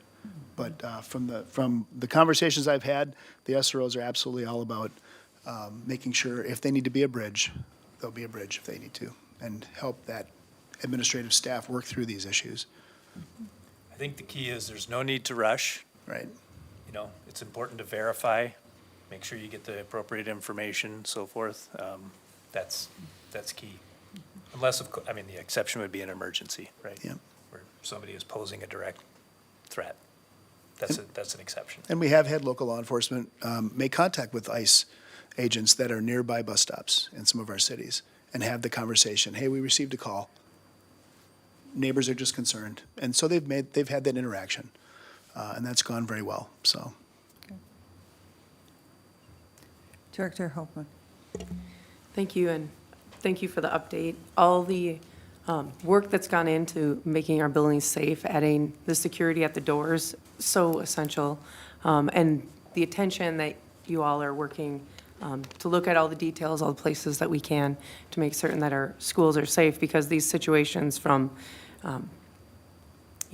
looking at local situations that are coming about to past situations, the tragedy from September in Minneapolis, to the abduction that happened in the neighboring district from a bus. These are really serious situations that we have to work hard to make certain that our students are safe and that our parents feel comfortable sending their kids to school each day so that they can get that great education. So thank you for your attention, and I am in support of all options, from surveillance to communication to whatever we can do to make certain that our kids are safe every day. Thank you. Thanks. Other comments? I have a question. We talked about visitor management systems and increased enforcement action. I just, having conversations with people, I think one of the assurances that people are looking for, and it goes back to the transparency, and the question that's asked often to me recently especially is the district, do I feel the district is doing everything we can do within our legal authority at this time to ensure the safety and well-being of our students and staff at school? Based on what I'm seeing, I can answer that, but I think it's important to go on record at what the experts here at the table are sharing with our principals. I'm happy to go first on that. I think the answer is absolutely yes. And we're continuing to learn, right? This situation's evolved over the last 3 weeks or so. You're always balancing when you're kind of in this new territory. We've actually, a couple things I'll mention that we've done. We actually did meet with Teachers Union last week, had conversations. We have a nearly completed draft, I'd say probably a completed draft of some clear guidance to staff in terms of how they can support students if they were facing immigration enforcement action, for example. I want to point out the kind of delicate dance we do in those situations, because and our staff is fantastic on this. They want to do whatever they can to support families. We encourage that. We want that to be the case. We also need to make sure that we give them guidance that doesn't run them into an issue in their own right? Because we have to protect them as well against, maybe stepping in the way of an enforcement action, having a obstruction of justice or interference kind of assertions made against them. So I will say we certainly have rolled out a lot of guidance to our principals, a lot of direction. We've talked about specifically plans about what to do if enforcement actions come to the building. As Greg had mentioned, we talked to our transportation providers and provided information to our bus drivers. And then we're always balancing, right? We're always balancing really in a new kind of uncharted territory for this time. So. I thank you for that answer. I think that I appreciate the conversation and the mentioning that we're learning as well, always looking to improve if there's opportunities, and having those ongoing communications with all of the partners that you just talked about. I'm sure everyone is talking to one another at this very important time. Yes, go ahead. One thing I will mention, and maybe this is an example here. So we. And communications did a great job with this in terms of rolling out some questions that community members would have, and we have that posted on our website. What happens about, do we release student data if we're approached and asked questions by immigration about students' email, address, phone number, that type of thing.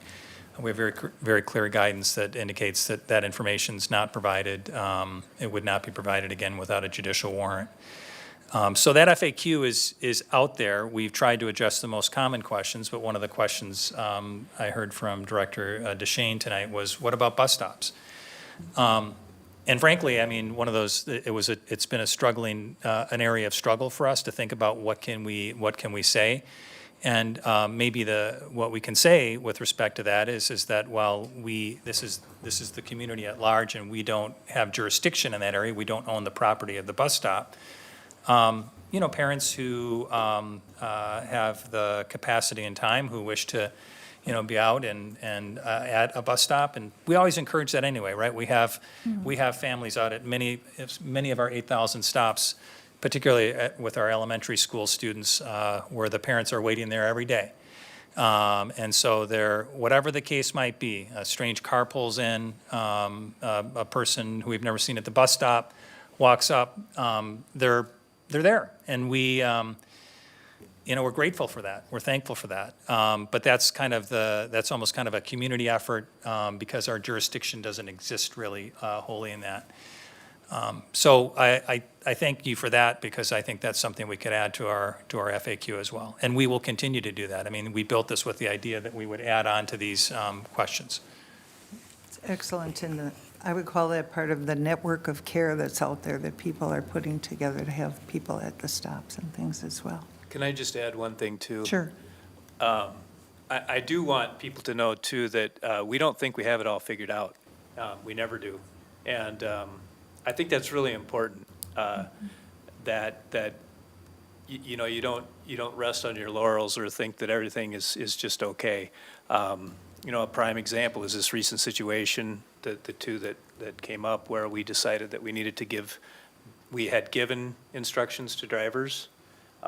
We felt we needed to give better instructions, and we also needed to improve our markings on our vehicles that are transporting our kids. We have markings on them. We think we could do a better job of signaling that to others. We worked with BJ Eisen, our transportation director, reached out to the state patrol to get some guidance on kind of making sure that we're in compliance with certain laws with regard to that. But those are kind of two recent examples where we're going to make changes if we think we can do better. And I just want people to know that we'll continue to look at things that way. Any other questions, comments? More, Director DeShane.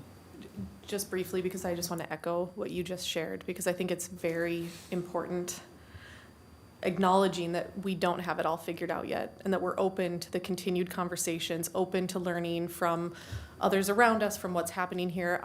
I'm so grateful that you acknowledged that and shared that, because we haven't experienced this before. And the fact that immediately you're thinking about, can we mark our transport vans better? Do we need different signage in our parking lots? I don't know what the questions might turn into, but the fact that you're willing to say, we're not sure, but we're going to keep looking into it, and we're going to keep pressing on what we can do to continue to make safety a priority and a better experience for our students and families is so important to me. So thank you. Thanks.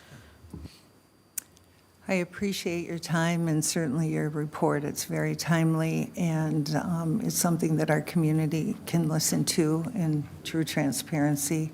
And that's what our intent was when we had the conversation, to have this. And we may have you back, if that's okay, in the future, for good stories too. So thank you so much for all your hard work. All of you, appreciate keeping us safe. Thank you. Thank you. All right. The next item we have, board members, is learning and achievement in curriculum adoption process. And Superintendent McIntyre? Thank you, Co-Chair Langenfeld and board members. This is meant to be a very brief kind of check-in and update, and really a preview for your work that's going to be coming to you starting at our next work session. Really just to get this on your radar. So our goal is to continue to improve on our process. We were maybe moving from over a decade old heavy lift model to something hopefully more nimble. And we just don't want to ensure that we're not just doing those adoption steps for the sake of steps, but to really get the best results in our classrooms. Also without burning out our staff in the process. So in your packet is just more of a heads up. We're not going to go through those details tonight, but it's a preview of the upcoming work that the discussions we want to have with you around honoring the current approach with the two-step process to, does the board have interest working with the administration on continuing to even improve upon that? So we're really, again, kind of some like three big takeaways as I want you to prepare for the coming work session. Moving away from that nearly 40-step process to a streamlined model that does consist of kind of a pre-work, or what we call igniting the process, followed by two major steps. And that would reduce some redundancies. That would make the management of the continuous cycle more nimble, as we have state standards continually changing in multiple content areas. It would also, secondly, prioritize our teacher time. So managing the workload of our staff, and we know their expertise and their input is so critical. I think of our literacy adoption, how valuable our teacher involvement, whether it was a steering committee or the piloting teachers, really making sure we're maximizing that feedback loop as we look at that implementation phase piece.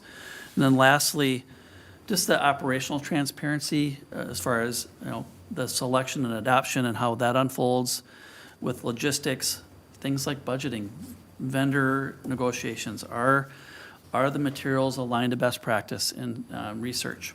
How do we do those analyses so that the board has confidence and trust in that process? And that's just going to need some digging into it together with you. And as the co-chairs and I were kind of planning this meeting, we thought it was just worth mentioning this ahead of the work session and upcoming meetings, because we're going to have a lot of the curricular areas coming to you now in the coming months through the spring. So we thought we'd just kind of tee it up a little bit tonight.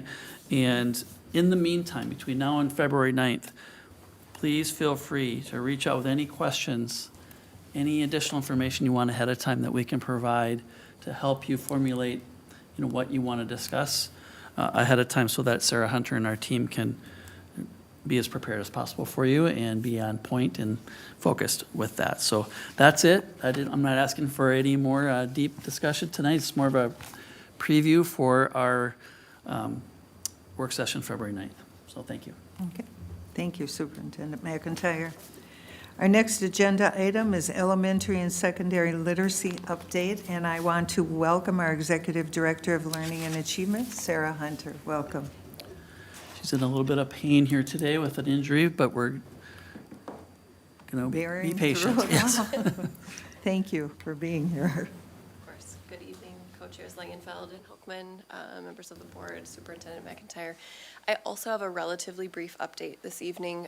We are looking forward to being able to share a much lengthier update that will include mid-year student data in March. But I wanted to provide a relatively quick update about what we've been doing since the last time we spoke about literacy, which was back in September. And I'm going to have lots of quick clicking. So you can probably go 2 slides. So I'm going to share progress on our adoption. The next slide just speaks to our board priority around improving literacy in all grades. And then this just is sort of referring to where we are in the process. So when we think about the K-5 literacy adoption, we are now in what I would frame as initial implementation, right? So we have deployed resources to all of our schools, and we are looking to gather information from students, families, teachers, literacy specialists, and principals about how it's going. All of this information was shared with you in September, aside from that we have checked off that final one. So functional morphology training has been given to all of our K-5 teachers, or 4-5 teachers, I should say. And then the whole next slide is new information. So we have provided that same training to our supplemental and intervention teachers, so that the teachers who are working with our students who have the greatest gaps in literacy learning are also receiving instruction using high quality materials.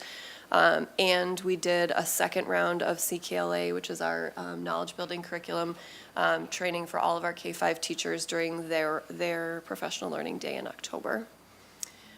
We then followed that with functional morphology coaching training for our literacy specialists. So they are the sort of eyes and ears of us, our learning and achievement team in schools. And they have been for a number of years providing coaching on Bridge to Read. They now have received training on how to coach functional morphology as well, so supporting our teachers and using that resource well.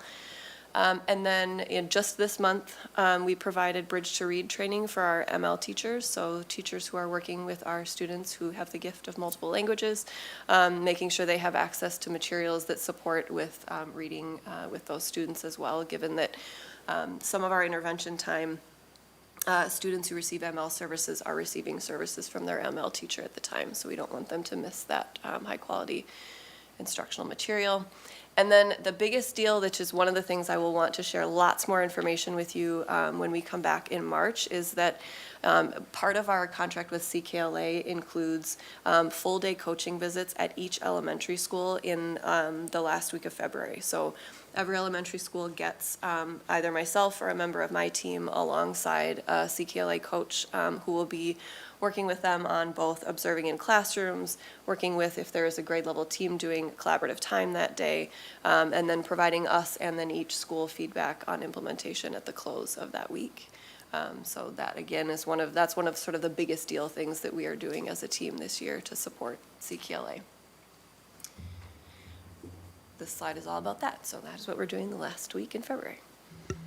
The other piece that I just wanted to mention, as I've mentioned that the literacy specialists are sort of our eyes and ears in the elementary schools, and our coaches are in our middles and high schools as well, is and on each of the 3 curricula that we are using this year, we are providing support for our specialists so that they then know how to support the teachers, right? Because they are the ones that are sitting with each grade level team on a weekly basis to support them in using the materials well. All right, so a couple updates that are more related to the big picture or the Minnesota Department of Ed. So I had shared in my September update that we were anxiously awaiting MDE's release of their approved intervention resources. All of the materials that we have talked about thus far are our core Tier 1 materials. We know that there are students for whom that's not enough. And so one of the things that we are doing now, MDE released their intervention materials in December, and we have a cross-departmental team, including special education, members of my team, ML, our supplemental folks, et cetera, that are working on the process toward piloting and then adoption of intervention materials so that that second scoop for students who need it is as high quality as the resources we have in core.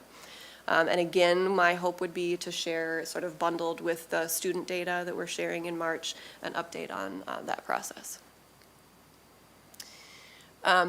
The data I'll be sharing with you. So we are currently almost at the end of our universal screening window for winter. And then I'd mentioned earlier this year in grades 4 through 8, all of our students will be taking the CAPD assessment, which gives us that much more granular data that we can use to inform intervention. That data will also help us to make the best choices we can for what we purchase for intervention materials, right? So once we have that data for our students, we'll know what we most need. And again, I plan to share that with you in March.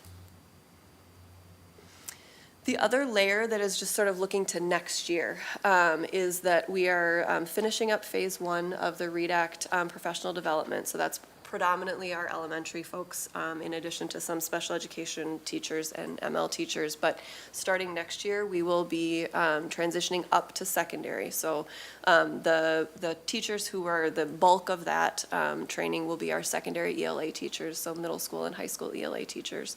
And we have a plan for how we will support those folks that I want to frame for all of you when we come back. They have just released there are like 4 options to take as a district in terms of the professional development that those teachers engage in. So that's part of what we'll present to you in March. Thank you. Questions or comments for Ms. Hunter?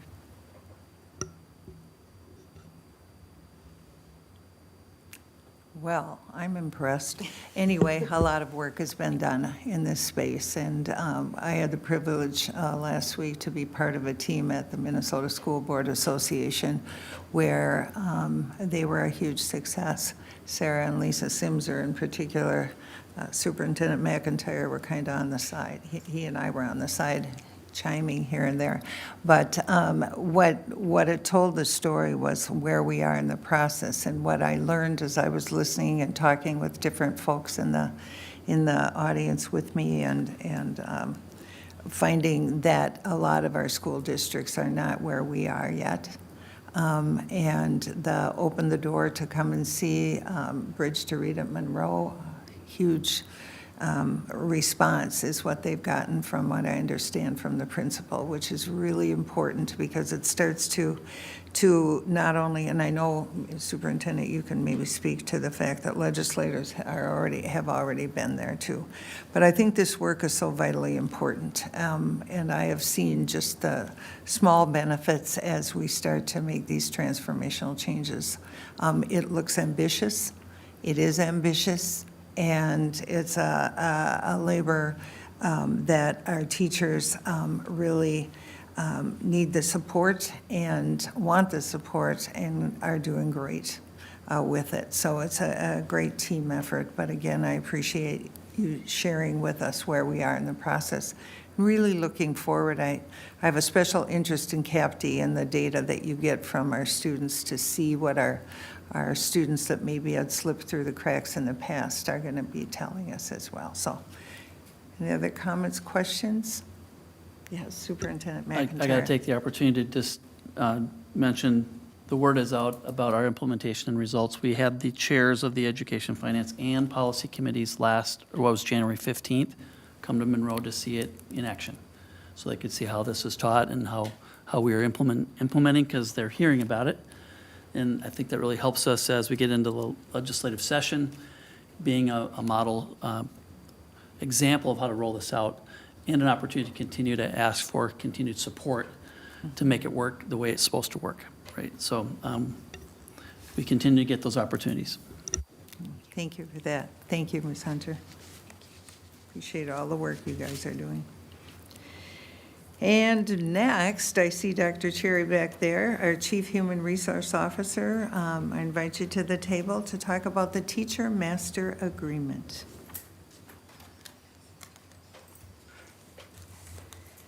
Good evening, Co-Chair Langenfeld, members of the board, Superintendent McIntyre. Pleased to be here this evening to announce that our teachers, who are represented by Anoka-Hennepin Education Minnesota Local 7007, have ratified a new 2-year agreement with the effective dates July 1, 2025 through June 30th of 2027. A special thank you to the members of the union and the district bargaining teams who worked very hard in negotiating an updated employment contract. This contract has updated terms and conditions, which include step and longevity movement for each year of the contract, as well as variable increases to the K-12 salary schedule in an effort so that each teacher would receive at least a $2,500 increase with step movement each year of the contract. The K-12 schedule includes a new top step in year 1 that is $2,500 higher than the previous top step, and also drops the first step in the second year of the contract. It also includes a one-time payment of $2,500 for active K-12 teachers who are on the top step and would not have received step movement to be paid in October of next year. Another addition to the contract is a $2,000 annual stipend for our teachers at River Trail Learning Center. The contract includes a 2% increase to all extra service agreements and hourly pay starting in the second year of the contract. And also increases to contributions, district contributions to medical insurance. In year 1, the increase is $40 per month for employees who hold single coverage and $315 per month for employees with family coverage. And in the second year, the district contribution increased an additional $95 per month for singles and $145 for employees with family coverage. In addition to that, the district contribution for dental insurance increased $5 per month. Some other negotiated terms and conditions include pre-approval process for credits to be considered for lane advancements, a reduced threshold for personal leave that may be taken in any given day. So the threshold previously was 7% of teachers within a building or a program on a given day. That was reduced to 5%, as well as an elimination of the substitute deduction penalty that was previously in place. We've identified a religious leave option, so teachers may take 3 days per year that are deducted from their sick leave balance, specifically for observance of religious holidays. I think one of the large increases to this contract is the addition of our preschool teachers. Previously, our preschool teachers, who are also represented by Education Minnesota, Anoka-Hennepin Education Minnesota, have now been folded into this contract and are on a pay schedule very similar to our early childhood family education teachers. For our ABE teachers, we have 33 employees here. The total compensation package includes an 8.45% increase, or approximately $194,000 in new money, with a total package of $4.8 million over the course of the 2 years, specifically for ABE teachers. For ECFE teachers, we have 21 in this unit. The total compensation package includes a 10.96% increase, or $170,000 in new money, with a total package of approximately $3.2 million over the course of the 2 years. For preschool teachers, we have 33 employees here. The total package includes a 11.88% increase, or $252,000, almost $253,000 in new money, with a total package of approximately $4.5 million over the course of the 2 years. And our largest group within this teacher group is our K-12 teachers. Here we have 3,180 FTE.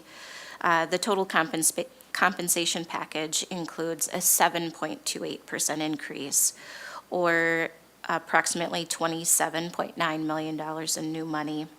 The total package cost here is $800 million over the 2 years for K-12 teachers.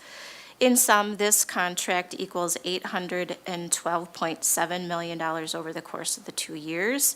And at this time, I'm seeking approval of the contract as presented in Appendix N of your packet.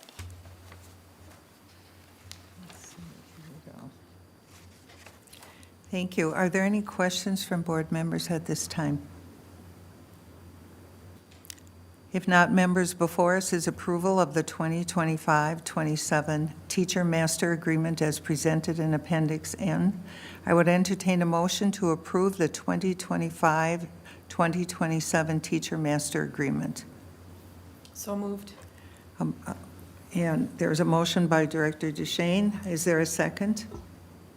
Second. Second by Director Arco. Is there any discussion? Yes, Ms. Holkman. Co-Chair Holkman. Thank you. Anoka-Hennepin's greatest strength has always been our classroom teachers. They're the heart of our schools. Their dedication drives what happens in those classrooms every day, and I have deep respect for the work and immense gratitude for what our teachers do and their commitment to our students. And it's because teachers matter so much, it is the responsibility of the board to ensure the long-term stability of the system that supports them.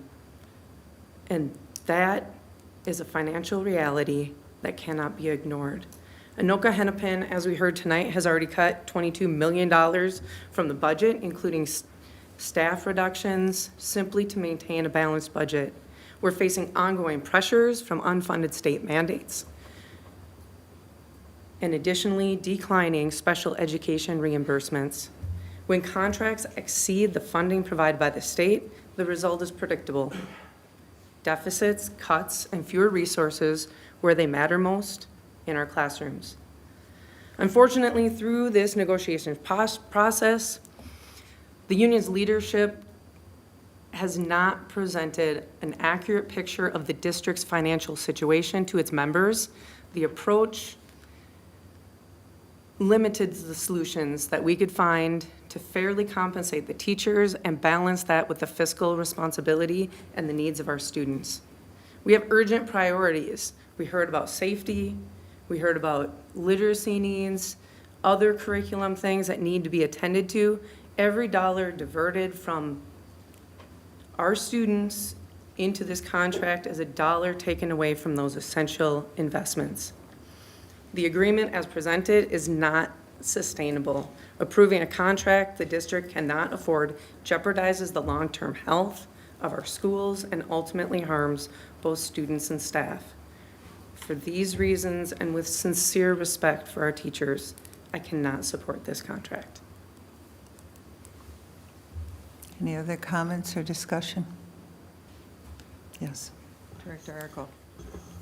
Yeah, so I greatly appreciate the comments, Director Hochman. I think you kind of stated it very eloquently there. I just want to highlight the difficulty of making decisions like this that are, by its very nature, unsustainable, that will lead to things like more budget cuts after we just cut over $22 million. The problem with the conversations that, the community has about or just how the conversations are had, is that it's always presented as this sort of black and white, like this is the right thing, that's the wrong thing. But I mean, the reality is we just live in a world of painful trade-offs, and you have to choose how to balance those things. And so I'll be voting for this contract, but I also share the concern that we want to make sure we have a sustainable contract. We balance other expenses as well. And then one of the more disheartening things, if I could just point this out, something I realized along the way was, just kind of how the union was messaging this to the teachers is, I mean, it's just a simple fact for anybody that was following the budget cuts that while we did maintain classroom size, and that is definitely my goal, like it was and it still is my goal, there were some teachers that were cut in those budget cuts. And so one of the things I'm almost certain actually the union did not communicate this to its members, is that if we exceed a certain threshold, it's just going to push us right back into budget cuts. And if we wound up cutting teachers before, even when we were trying very hard not to, it's not a guarantee, of course. The board has to make a choice, but it's highly likely that will wind up being the case again. And so that's not an outcome I want. It's not something I want to find other solutions other than doing that. But again, it just highlights the nature of the painful trade-offs that are involved in choosing how to allocate money.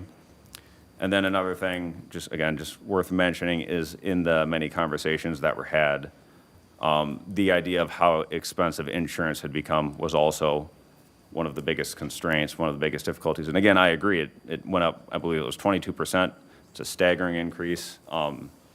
One of the things I was doing behind the scenes is trying to better understand like what's causing that, if there are solutions other than simply just more money. And while I'm not going to bother to go into that here, it does seem like there are possibilities that can help alleviate some of those problems that didn't just go directly to a contract change, or just an increase in salary. So, but again, it's stuff like that just, it has no chance in the public discourse to be brought out because it's detailed, and details were not things I don't think anyone was looking for, trying to hear. It was kind of just pressure is really what I felt, is what I saw, and a lot of emotion, and I get it. It's perfectly fine and normal to have that emotion, but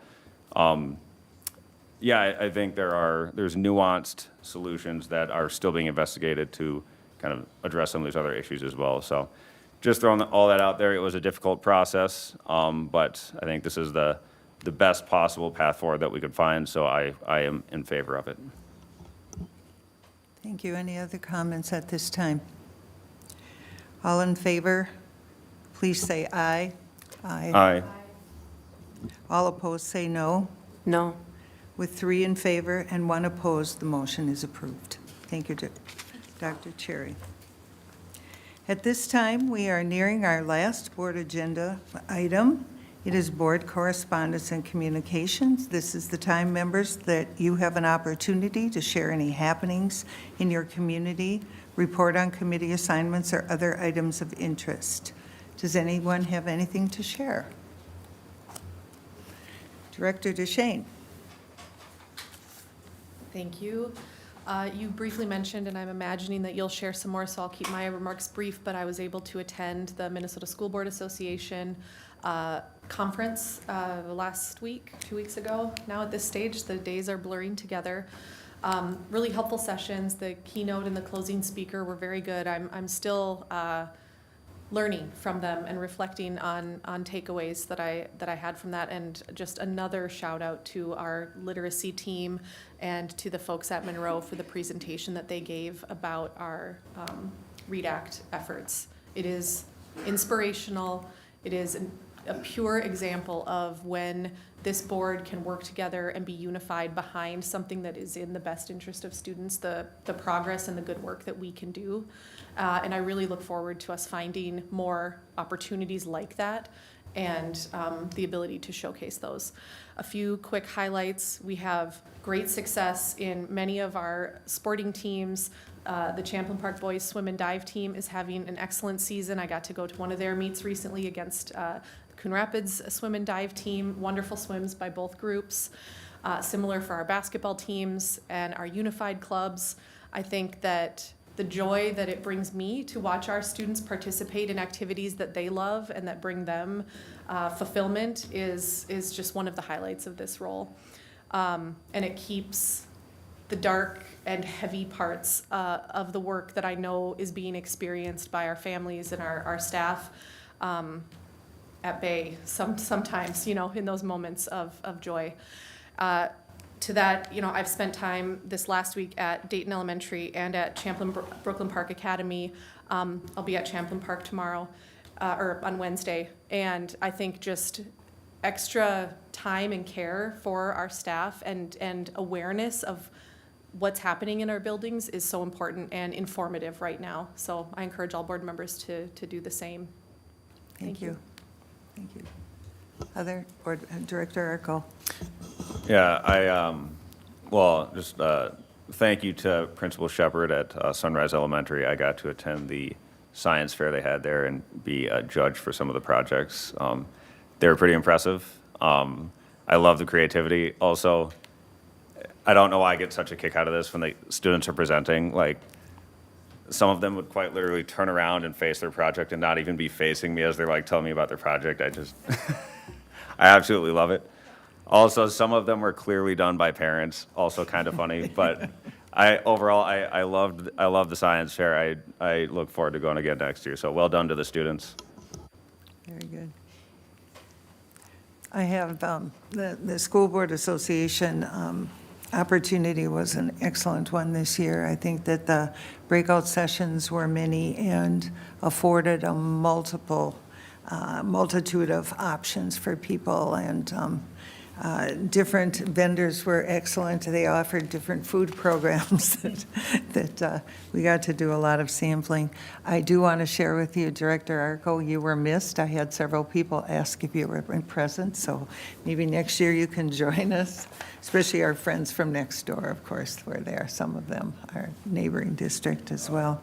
I am wrapping up my third visit to teach Minneapolis Institute of Arts program at Monroe Elementary. I've been trying to decide if I'm smarter than a fifth grader, and I'm not.